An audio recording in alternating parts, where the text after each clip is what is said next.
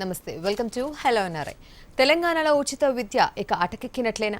సమస్యలపై సర్కార్ ఎందుకు స్పందించట్లేదు? బడుల్లో బాధలు తీర్చేవారు ఎవరు? తీరే మార్గం ఏంటి? హైదరాబాద్ తాజా ముట్టడికి అసలు కారణాలేంటి? ఇవన్నీ విషయాల్లో మనతో చర్చించడానికి ఎన్ఆర్ఐ గెస్ట్గా వచ్చారు తెలంగాణ PRTU అధ్యక్షుడు హర్షవర్ధన్ రెడ్డి గారు. ఆయనతో మాట్లాడాలి అనుకునేవారు స్క్రీన్పై కనిపిస్తున్న నెంబర్స్కు కాల్ చేయొచ్చు. నమస్తే అండి హర్షవర్ధన్ రెడ్డి గారు. ముందుగా తెలంగాణలో ఉపాధ్యాయులు ఎదుర్కొంటున్న సమస్యలు ఏంటండి? తెలంగాణ రాష్ట్రంలో ఉన్నటువంటి సుమారు 1,23,810గా ఉపాధ్యాయులు పనిచేస్తూ ఉన్నారు అన్ని మేనేజ్మెంట్లలో. వాళ్ళ పంచాయతీరాజ్ ప్రభుత్వ ఉపాధ్యాయులుగా ఈ ఉపాధ్యాయులు అనేక సంవత్సరాలుగా, అంటే మేము ఈ సమస్యలను ఒక 3 రకాలుగా మేము భావిస్తూ ఉంటాం. ఒకటి దీర్ఘకాలిక సమస్యలు, స్వల్పకాలిక సమస్యలు, ప్రతి విద్యా సంవత్సరంలో సాంకేతికంగా వేధిస్తున్నటువంటి సమస్యలుగా. ఈ సమస్యలన్నీ ఉండడం వలన ఈరోజు ఉపాధ్యాయ వ్యవస్థలో ఒక గందరగోళమైనటువంటి పరిస్థితి, ఒక అనిశ్చితి నెలకొన్నటువంటి క్రమం ఇది. ఎక్కడైనా సరే తరగతి గదిలోకి వెళ్ళే ఉపాధ్యాయుడు చాలా ప్రశాంతంగా మానసికంగా ఉన్నప్పుడే విద్యను సక్రమంగా బోధించడానికి ఒక ఉపయోగం ఉంటుంది. అది కాకుండా ఈరోజు ఉపాధ్యాయులు ఏ క్యాడర్లో అయితే విధుల్లో చేరుతూ ఉన్నారో, అంటే ఫస్ట్ జాబ్ వచ్చినప్పుడు అదే క్యాడర్లో దాదాపు 90% మంది ఈరోజు ఉద్యోగ విరమణ చేస్తూ ఉన్నారు. కారణం ఏంటంటే మా ఉపాధ్యాయులకు సంబంధించినటువంటి సర్వీసు నిబంధనలు అనేది గత 2 దశాబ్దాలుగా, అంతకు ముందు కూడా లేకుండే, మధ్యన 2002 నుంచి 2005 వరకు ఒక 3 సంవత్సరాల పాటు మేము సంఘాలుగా సాధించుకున్నటువంటి సర్వీస్ రూల్స్ ఉండిండే. మళ్ళీ అవి కోల్పోయి ఇవాళ కోర్టు కేసులు, రాష్ట్రపతి దగ్గర, కేంద్ర ప్రభుత్వం దగ్గర ఉన్నటువంటి క్రమంలో ఉపాధ్యాయులకు ప్రమోషన్లు లేకుండా ఏ క్యాడర్లో అయితే జాయిన్ అవుతున్నారో అదే క్యాడర్లో ఉండడం ఒకటి. అనేక సమస్యలు ఈరోజు మీరు చూస్తుంటారు. ఏ డిపార్ట్మెంట్లో అయినా కూడా ఒక జూనియర్ అసిస్టెంట్గా చేరిన వాడు DO వరకు వెళ్తున్నాడు, సూపరింటెండెంట్స్ అవుతున్నారు, రకరకాల డిపార్ట్మెంట్స్ HODలు అవుతూ ఉన్నారు. కానీ ఉపాధ్యాయులకు వచ్చేసరికి ఈ యొక్క నష్టం తీవ్రంగా జరుగుతున్నటువంటి క్రమంలో ఇవాళ తెలంగాణ రాష్ట్రం రాకన్నా ముందు కూడా సుమారు 65 సంవత్సరాల ఉమ్మడి ఆంధ్రప్రదేశ్ రాష్ట్రంలో కూడా అనేక సమస్యలు ఎదుర్కొన్నాం. ఆ సమస్యలన్నింటినీ కూడా ఉద్యమ కాలంలో మా తెలంగాణ మాకు వస్తే మేము సాధిస్తామనే ఒక ఆశతో తెలంగాణ ఉద్యమంలో ఇవాళ కీలక భూమిక వహించిందంటే ఉపాధ్యాయులు మాత్రమే. నేను చెప్పిన మీకు సంఖ్య 1,23,000 మంది అని. ఇవాళ తెలంగాణ రాష్ట్రంలో సరాసరి సగటున 10 నుంచి 12 మంది ప్రతి గ్రామంలో పనిచేస్తున్న క్రమంలో ఆ ఉపాధ్యాయులు అందరూ కూడా ఆ గ్రామంలో ఉన్నటువంటి విద్యార్థులను, వయోజనులను, యువకులను అందరినీ కూడా జేఏసీలుగా ఏర్పాటు చేసి తెలంగాణ ఉద్యమంలో కీలక పాత్ర పోషించినటువంటి వర్గం అవుతుందంటే అది ఉపాధ్యాయ వర్గమే. తెలంగాణ సిద్ధించిన తర్వాత కూడా ఈ సమస్యలు కొన్ని పరిష్కారం కాకపోవడం వలన ఇవాళ ఉపాధ్యాయుల ఆందోళనకు దిగడానికి అందరూ కూడా కుయుక్తులవుతూ ఉన్నారు. మీరు చూస్తుంటారు, నిన్న మొన్న పేపర్లో కూడా ఒక సంఘం ఒక రోజు పిలుపునివ్వడం, ఇంకో సంఘం ఇంకో రోజు పిలుపునివ్వడం, డైరెక్టరేట్ ముట్టడులు, ఇందిరా పార్క్ దగ్గర ధర్నాలు, చాక్ పీస్ డౌన్లు, పెన్ డౌన్లు, ఇటువంటి కార్యక్రమాలన్నీ కూడా మాకున్న సమస్యలను మమ్మల్ని ఆ యొక్క ఆందోళన వైపు నడిపించడానికి దోహదపడుతూ ఉన్నాయి. అనేక సమస్యలు ఇవాళ మీరు సర్వీస్ రూల్స్ అంటే మాకు టీచర్లకు రకరకాలుగా ఇవాళ ఉపాధ్యాయులే గెజిటెడ్ హెడ్ మాస్టర్ కావాలి, డైట్ లెక్చరర్లు కావాలి, MEOలు కావాలి, జూనియర్ లెక్చరర్లు కావాలి. ఇవన్నీ ప్రమోషన్లు మేము ఎక్కడ కూడా గత 15 సంవత్సరాలుగా మేము నోచుకోవడం లేదు.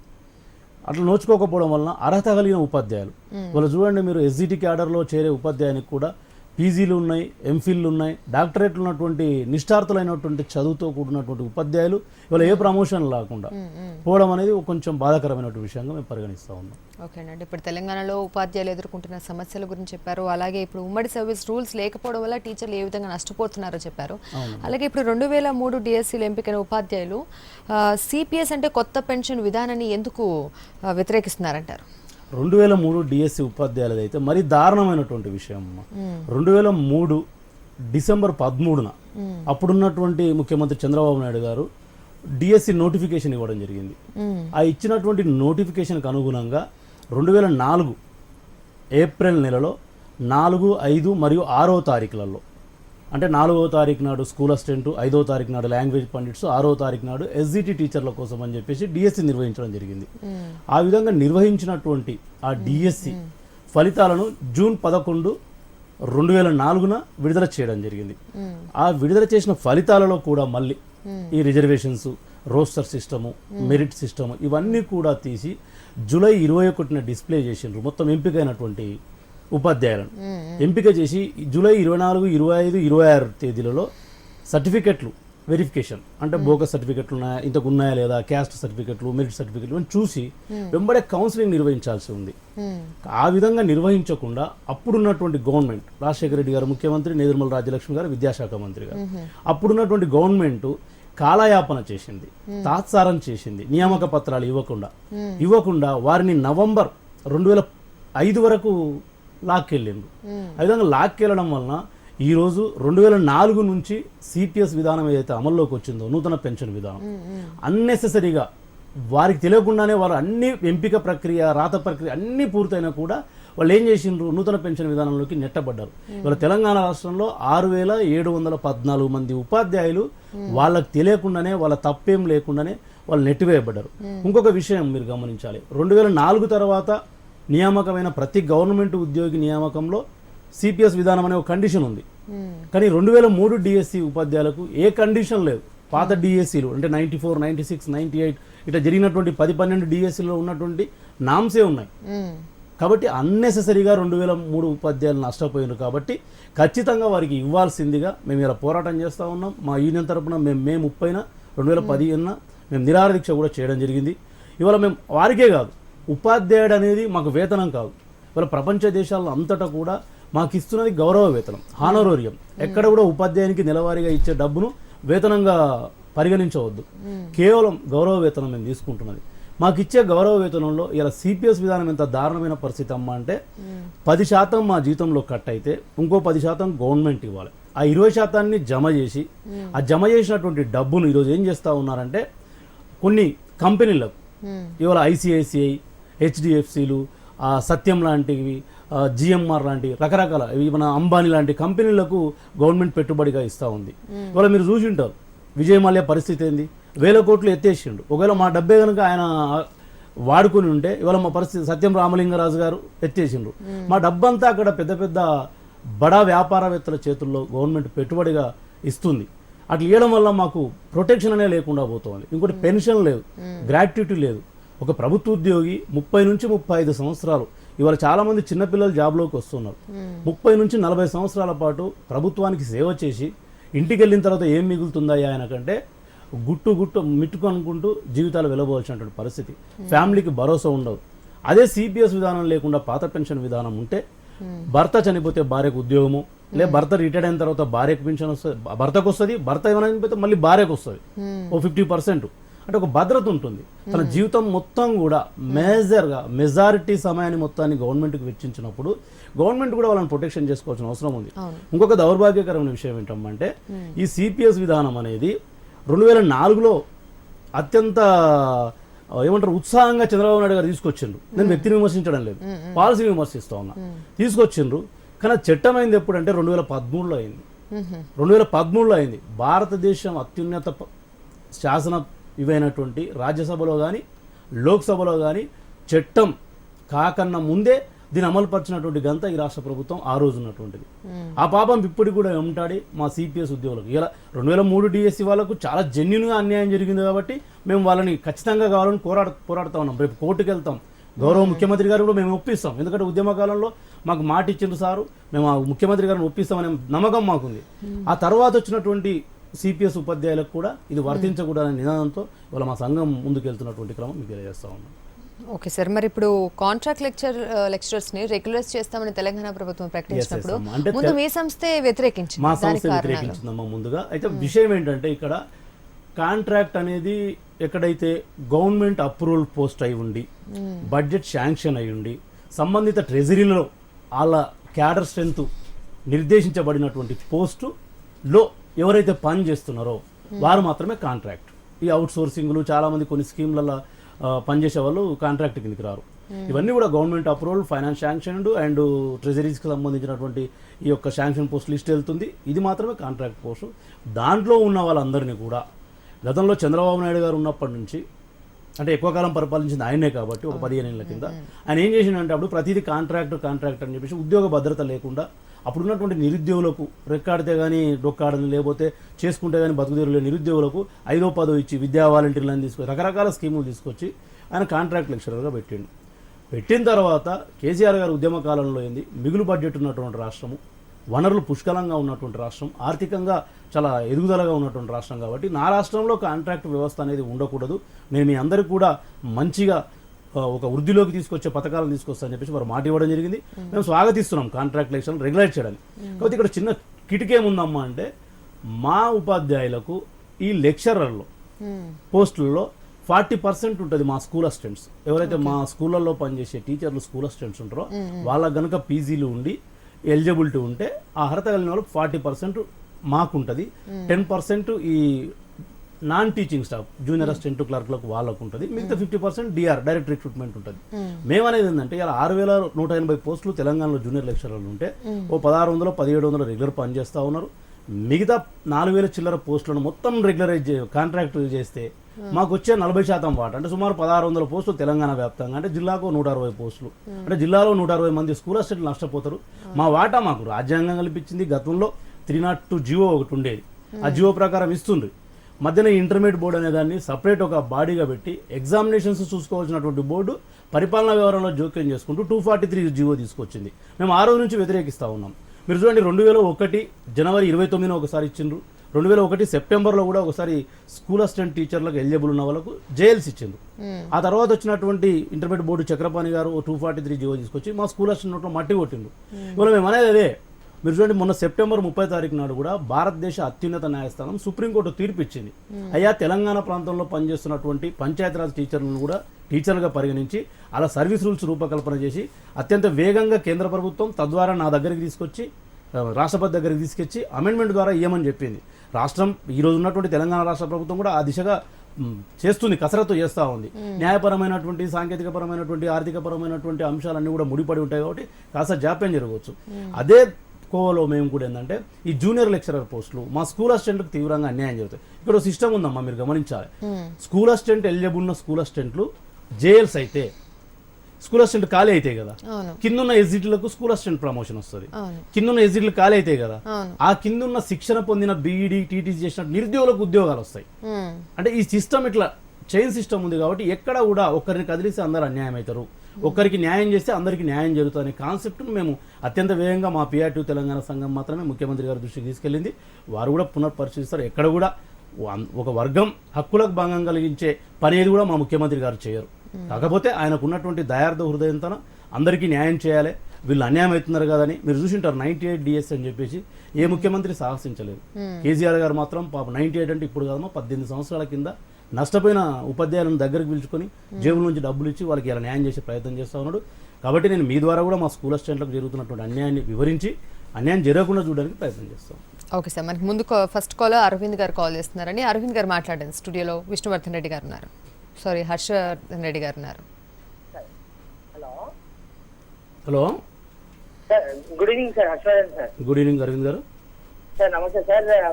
మా ఫ్రెండ్ మోడల్ స్కూల్స్ లలో జాబ్ చేస్తున్నాడు sir. Okay okay okay sir, ఎందుకంటే ఆయన ఇది వరకు నా క్లాస్మేట్ ఓకే ఇది వరకు స్కూల్ అసిస్టెంట్ గా ఉండి డాన్స్ కంటే దీనికి స్కేల్ ఎక్కువ, ఇంటర్మీడియట్ ఎడ్యుకేషన్ బాగుంటదనే ఉద్దేశంతో పీజీటీగా జాయిన్ అయ్యిండు.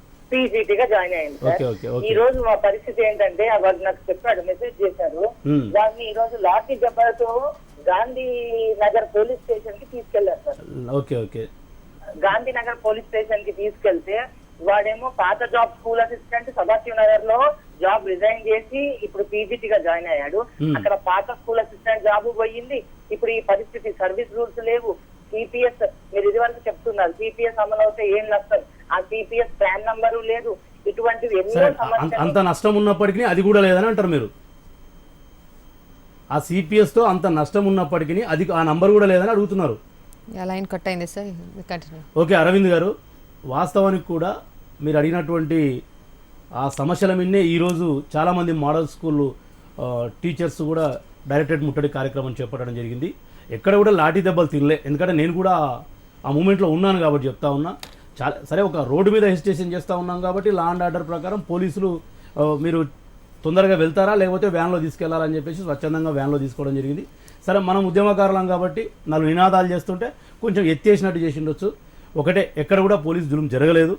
ఇంకొక విషయం ఏంటంటే మేడం, చాలా మంచి క్వశ్చన్ అడిగిన అరవింద్ గారు, ఫస్ట్ క్వశ్చన్ అయినప్పటికీ కూడా మోడల్ స్కూల్ టీచర్స్ అనేది ఇవాళ ప్రతిష్టాత్మకంగా ప్రతి మండల్లో, బీద ప్రాంతాలు ఉన్నటువంటి మండల్లో 6 నుంచి 12 తరగతుల వరకు ప్రతి బీద విద్యార్థి కూడా ఇంగ్లీష్ మీడియం చదవాలి, ఆంగ్ల మాధ్యమంలో ప్రావీణ్యం రావాలని తల్లిదండ్రుల కోరిక మేరకు ఆ రోజు ఏర్పాటు చేయడం జరిగింది.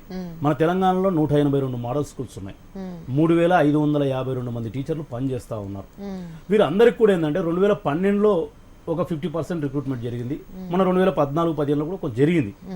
వాస్తవం ఏంటంటే ఆ బాబు చెప్పినట్టు సర్వీస్ రూల్స్ లేవు. సర్వీస్ రూల్స్ అంటే మీకు అర్థం ఏంటి అంటే, నేను ఒక జాబ్ చేస్తుంటే నా ప్రమోషన్ ఎట్లుండాలి, నా ప్రమోషన్ ఎన్ని నెలలకు ఒకసారి ఉండాలి, నా జాబ్ రూల్స్ ఏంటి, ఇవన్నీ ఉండాలన్నట్టు. అవి ఏవి లేవు. మీరు ఇలా చూడండి, ఒక లేబర్ యాక్ట్ ప్రకారం ఒక చిన్న పాన్ డబ్బా పెట్టినా కూడా ఆ డబ్బా ఎన్ని గంటలకు మూయాలి, ఆ డబ్బాలో పని చేసడానికి ఇన్సూరెన్స్ ఉందా లేదా, వాడు ఎప్పటి నుంచి ఎప్పటి వరకు పని చేయాలి, ఇవన్నీ నామ్స్ ఉంటాయి. కానీ అదేం దౌర్భాగ్యమో కానీ ఈ మోడల్ స్కూల్స్లో పనిచేసే వాళ్ళకు ఎటువంటి ఇది లేదు.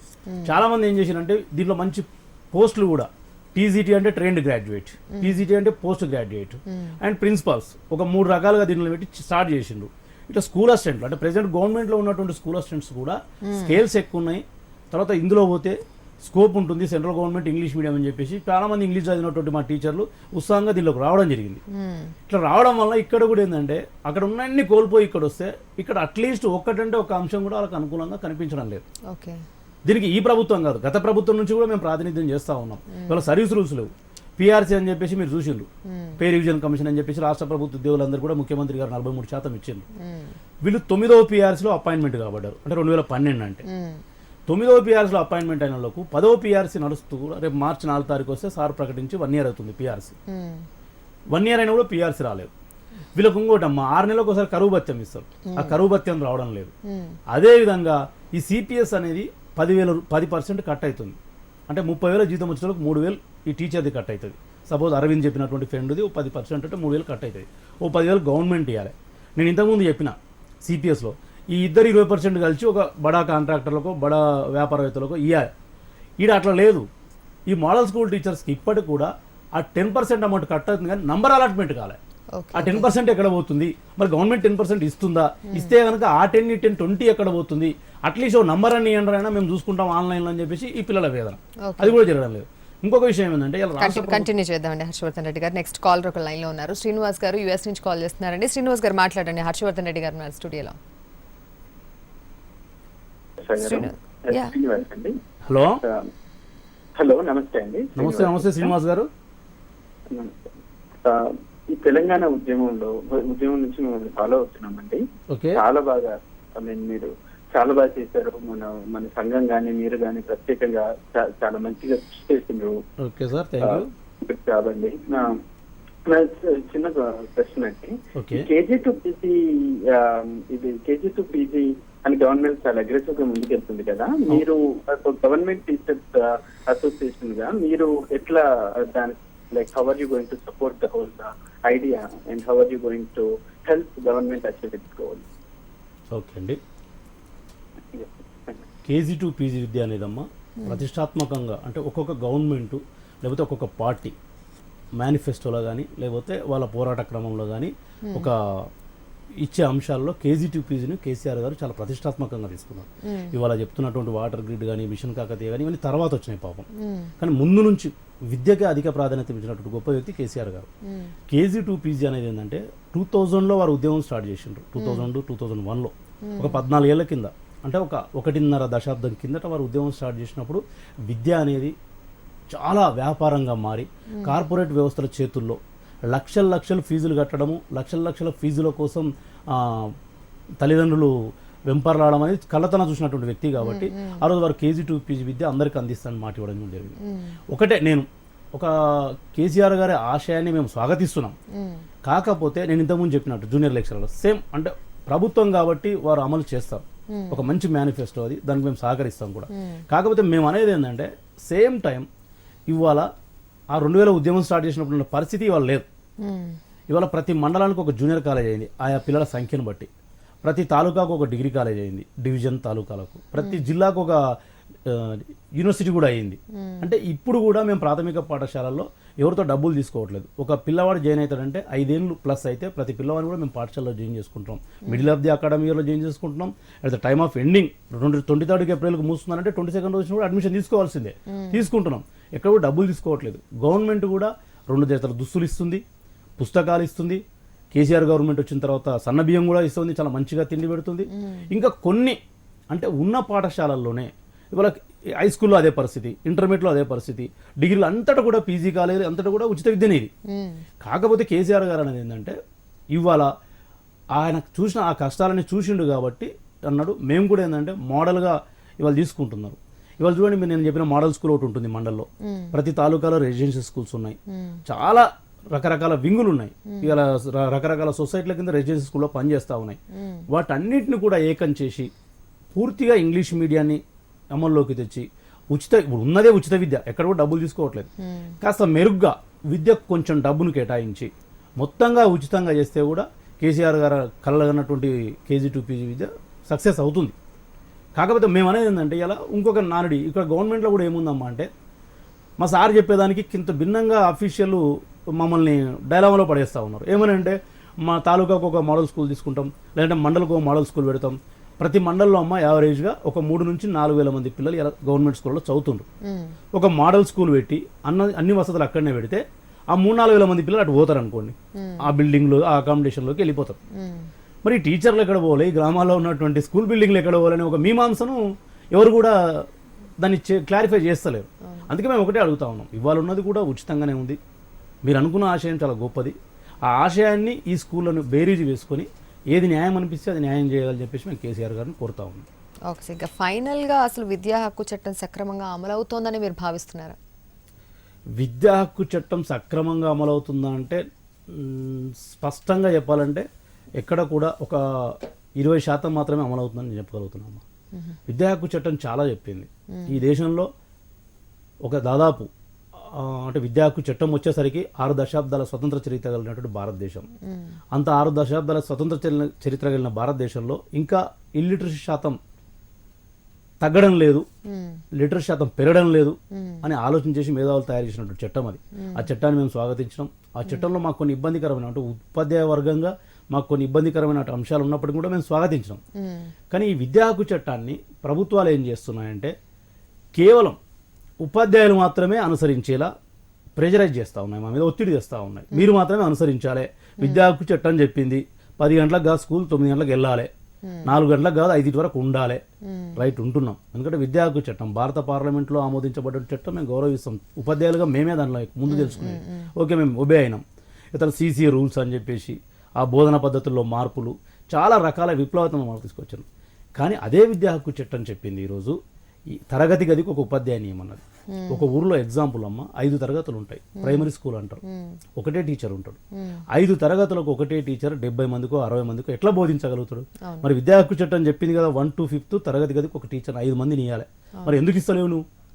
అదేవిధంగా ఉన్నత పాఠశాలలో హై స్కూల్స్లో ప్రతి విద్యార్థి నిష్పత్తి ఉపాధ్యాయ నిష్పత్తి 30 మంది పిల్లలకు ఒక సబ్జెక్ట్ స్పెసిఫిక్ మ్యాథ్స్ చెప్పేటువంటి మ్యాథ్స్ ఇట్లా స్పెసిఫిక్ సబ్జెక్ట్ టీచర్ని ఇవ్వాలి, అక్కడ ఇవ్వడం లేదు. మరీ ఘోరమైన విషయం ఏంటంటే విద్యా హక్కు చట్టం ఎక్కడ చెప్పని విధంగా పీటీల గురించి అంటే వ్యాయామ ఉపాధ్యాయులు పీటీస్ ఉంటారు, పీటీల గురించి మరీ నొక్కి వక్కానించింది. 200 మంది పిల్లలు ఉంటే అక్కడ ఒక పీటీని ఇవ్వాలి. మీరు స్ట్రెంత్ మీరు గ్రేడ్ చూడకండి, ప్రైమరీ గ్రేడా అప్పర్ గ్రేడా లేకపోతే హై స్కూల్ అని చూడకండి. 200 మంది పిల్లలు ఉంటే ఒక పీటీ ఇవ్వండి. 200 నుంచి 400 ఉంటే ఇద్దరిని ఇవ్వండి. 400 నుంచి 800 ఉంటే ఒక పీడీ ఫిజికల్ డైరెక్టర్ అండ్ పీటీని ఇవ్వాలి. ఇన్ని చెప్పింది, మరి ఎక్కడ కూడా ప్రొవైడ్ చేయడం లేదు. మరి దీనికి ఏం చేయాలి? విద్యా హక్కు చట్టం చెప్పింది పాఠశాలల్లో మౌలిక వసతులు కల్పించమని, ఇవాళ విద్యకు నిధులే కేటాయించడం లేదు. మీరు కేంద్ర ప్రభుత్వాన్ని చూసుకోండి, 2014లో మోడీ ప్రభుత్వం వచ్చిన ఎమ్మన్నే ఇచ్చిన నిధులు 2015-16 బడ్జెట్కి ఇవ్వలేదు. ఇంకొకటి మీకు డౌట్ రావచ్చు, లేదా మీ టీవీ చూస్తున్నటువంటి ఎన్ఆర్ఐలకు అందరికి డౌట్ రావచ్చు, మీరు అన్నీ కూడా విద్యకి నిధులు ఖర్చు పెట్టమంటారు. ఇవాళ భారతదేశంలో ఈ విద్యా హక్కు చట్టాన్ని తెచ్చేటప్పుడు లేదంటే తేవాలని రూపకల్పన జరిగినప్పుడే మరి ఇన్ని అమలు చేయాలంటే ఆర్థికపరమైన వనరులు కావాలి. బడ్జెట్లో విద్య కోసం పొందుపరిచినవి సక్రమంగా యూటిలైజ్ కావడం లేదు. ఎట్లా అని చెప్పేసి ఆలోచన చేసే ఇవాళ విద్యా సెస్ ఇచ్చిండ్రు. 2004లో 2% విద్యా సెస్ అంటే విద్యా పన్ను. మీరు పట్టుకున్న పెన్ను కానీ లేకపోతే మనం వాడే సెల్ ఫోన్ కానీ చివరాఖరికి ఒక క్రేన్ ఒక్కపొడి తింటే కూడా మనం దాని మీద 2% విద్యా సెస్సులో పడుతుంది. ఓ ఇది ఎప్పటివరకు 1వ తరగతి నుంచి 12వ తరగతి వరకు ఈ విద్యకు మాత్రమే ఖర్చు చేయాలి ఆ 2%. అదేవిధంగా హైయర్ ఎడ్యుకేషన్కు 2007లో మళ్ళీ 1% ఇంక్రీజ్ చేసింది. అంటే వెరసి ఇవాళ 3% విద్యా సెస్సు వసూలు చేస్తున్న క్రమంలో లక్షల కోట్లు మూలుగుతున్నాయి. ఇంకోటి ఆ విద్యా సెస్సును ఎక్కడ కూడా ఇట్లా ఉద్దు తుఫాన్లకో ఇంకేదో భూకంపాలకో ఎక్కడ వాడొద్దు. భారతదేశంలో ఆర్థిక అత్యవసర పరిస్థితి ఏర్పడినప్పుడు మాత్రమే వాడాలి. దౌర్భాగ్యం ఏంటంటే మన దేశంలో ఒక్కసారి మాత్రం వచ్చింది, ఇందిరాగాంధీ ఉన్నప్పుడు ఇంతవరకు రాలే. మరి ఆ డబ్బులన్నీ మూలుగుతున్నాయి. ఇవాళ ఒకటే అమ్మా, ఈ విద్యా హక్కు చట్టం సక్రమంగా ఇంప్లిమెంట్ కాకపోవడం కారణం అధికారులు. ఉన్న నిధులను ఏ విధంగా ఖర్చు చేయాలని అధికారులు తీసుకెళ్లి ప్రభుత్వాలు, ఇలా కేసీఆర్ గారు ఉన్నారు, ఒక 4-5 అంశాలతో వాళ్ళు మేనిఫెస్టో పెట్టుకొచ్చారు. ఈ చిన్న చిన్న అంశాలు వారి దృష్టికి రావు. వారి దృష్టికి ఎవరు తీసుకెళ్ళాలి? అధికార యంత్రాంగం తీసుకెళ్ళాలి. సార్ ఇంత డబ్బు మూలుగుతుంది, మరి ఎట్లా ఖర్చు చేద్దామంటే ఆయన ఏం చేస్తాడు? దీనికి అని చేస్తాడు. అది చేయకపోగా ఇవన్నీ కూడా మొత్తం సమాజానికి చెడ్డ పరిస్థితి అధికారులు మాత్రమే తెస్తున్నారు. Okay sir, okay, thank you అండి హర్షవర్ధన్ రెడ్డి గారు. తెలంగాణ ఉపాధ్యాయుల కోసం మీరు చేస్తున్నటువంటి ఉద్యమం ఇలాగే సాగాలి, వారికి అండగా ఉండి ప్రతి ఒక్కటి ముందుకు తీసుకువెళ్ళాలని కోరుకుంటున్నాం. థ్యాంక్ యూ సో మచ్ అండి. ఇదండి ఇవాళ హలో నరే, నమస్తే.